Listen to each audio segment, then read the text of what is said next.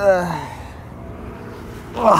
I just came back from the Xiaomi event and now I'm sitting on wet, damp grass.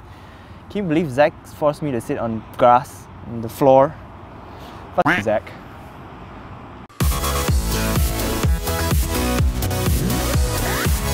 Before we begin this video, I'd like to give a huge thanks to our roaming and innovation partner Digi for making our coverage of MWC 2019 possible. Enjoy borderless connectivity with Digi's affordable roaming plans from as low as 5 ringgit per day and manage them all easily with the My Digi app even when you're overseas.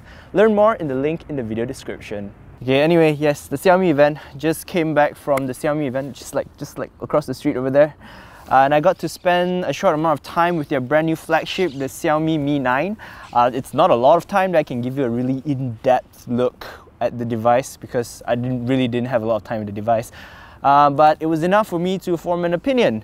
And I think it's one that you'd like to hear, so let's get into it. So the Xiaomi Mi 9, let's look at the spec sheet. If you do, you'll notice that this is pretty much your standard flagship refreshment. I mean, it doesn't have some crazy new gimmick, it doesn't have like a folding screen or some sliding mechanism or even a punch hole display. In fact, it has a regular notch at the top of its 6.39-inch Full HD AMOLED panel, which by the way looks really nice. So I really don't have a lot of complaints with the screen of this smartphone.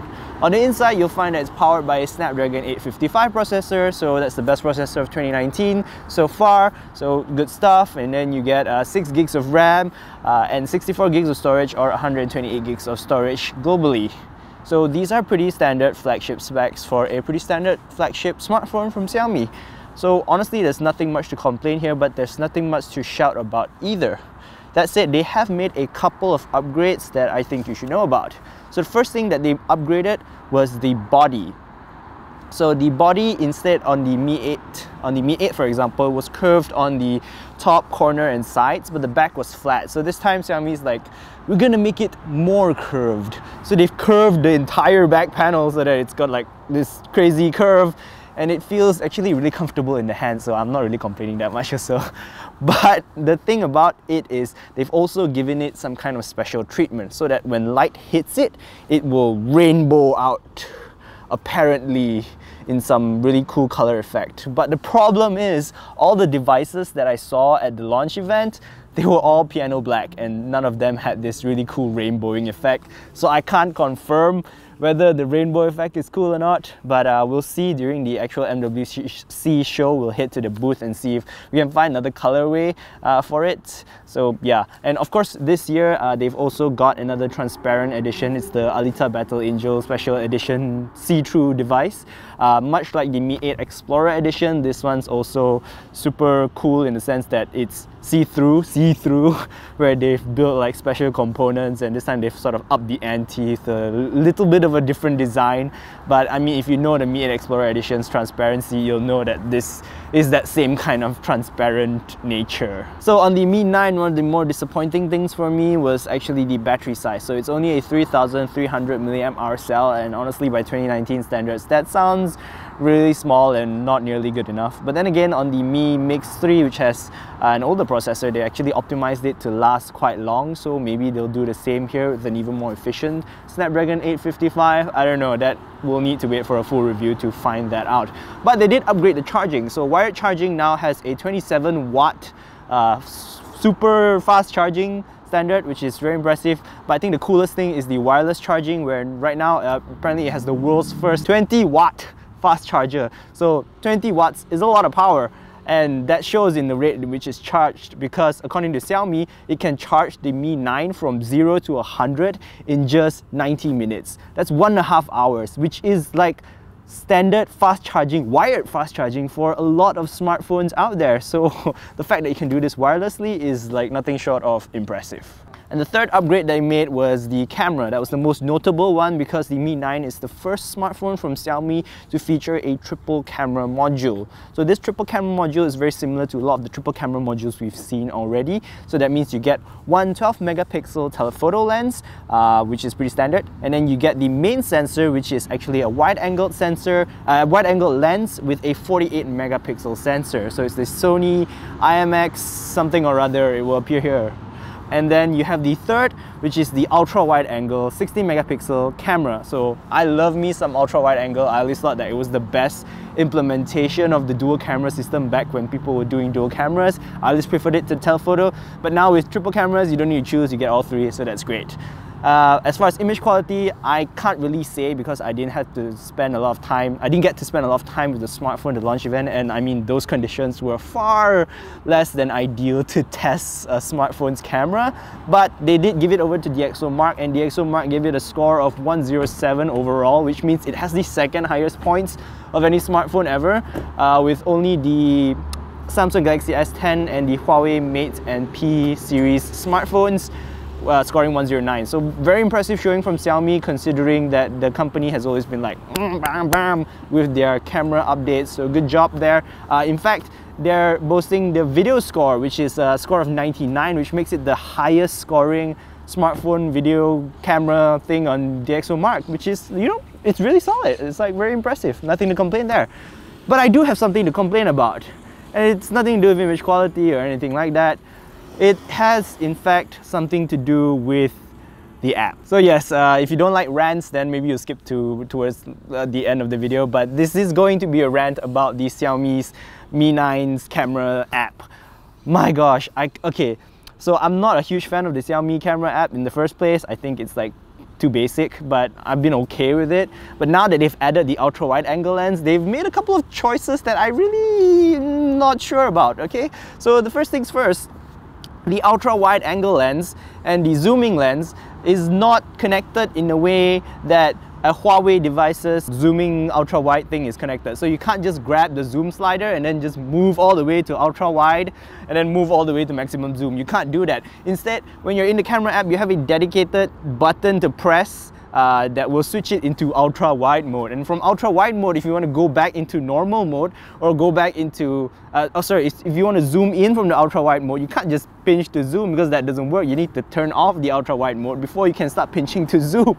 So why did you have to add that fact? Why couldn't it just be part of the zoom range?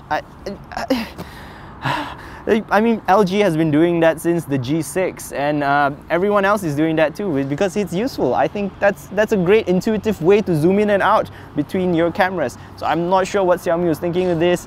I honestly don't agree with that. I think that this is a really big, weird, unintuitive thing that they've done to the camera app. And then there's also the other thing. So they were boasting about their portrait mode, which I have to admit, Xiaomi's portrait mode has always been like one of the best in terms of edge detection and bokeh quality. No complaints there. But then they've also upgraded it so that you can get what they call a full body portrait mode, or the portrait mode with the ultra wide angle lens. But the thing is, you can't just use the portrait mode and then zoom out or enable portrait mode when you're in the wide angle lens. No, you have to go into portrait mode and then you have to tap the button to enable ultra wide portrait, which is not even at the place where you normally find the ultra wide setting. It's right at the top corner. You know, it's just so unintuitive that it's frustrating. Okay, the camera may look great, and honestly, like the quick few seconds that I have it to like just fire off a couple of shots, they look like okay, pretty decent. But then I have to deal with this unintuitive app and it just turns me off. It's like, why? But the good thing is this is software, so you can fix it. Xiaomi, please fix it. Please. Give me a proper slider that I can slide up and down the zoom range and I'll be really happy. Because the rest of your smartphone, it looks really solid, okay? It's very comfortable to hold, it's very nice to look at, it's pretty nice to hold. I mean, it's a bit light for my taste because I always like a little bit of heft. That's why the Mi Mix has always been like, yeah, that's the device for me. But you know, in general, it's a good phone. It's a really good update, and if you consider the fact that if it comes to Malaysia, it will likely be around 1,899 ringgit, like around the 2,000, below the 2,000 ringgit mark. This is a killer smartphone, killer value for money, you know? It's a slam dunk. So please fix your camera app. That's it. Okay, those are all my first impressions. Oh, wait, hang on. So the Mi 9, one thing that I don't like about the Mi 9 is also it loses its stereo speakers. So they used to have an earpiece and bottom firing stereo combo. It wasn't that great, but it was still something. Now it's just purely bottom firing. Huh? And there's still no 3.5mm headphone jack. Okay. Now, rant. officially over. That's it. So overall impressions, I'm very impressed with the Mi 9. I think it's a great update for anyone who's looking at a flagship smartphone. Again, looks like this will be the no-brainer contender again for the no-brainer award, as a great value buy for under 2,000 ringgit probably when it comes to Malaysia. And yeah, I just don't like the camera app. It's kind of frustrating. I can't wait to try out the camera though. That looks awesome, very promising, and the build's great, the screen's great, you know, no complaints there. They do have an in-display fingerprint scanner, which is like kind of like, ugh, I'm kind of worried about that because my experiences with in-display fingerprint scanners haven't been good, especially since this is an optical one. But Xiaomi says that they have improved it. I think it's like 25% faster, so it could be better. Time will tell.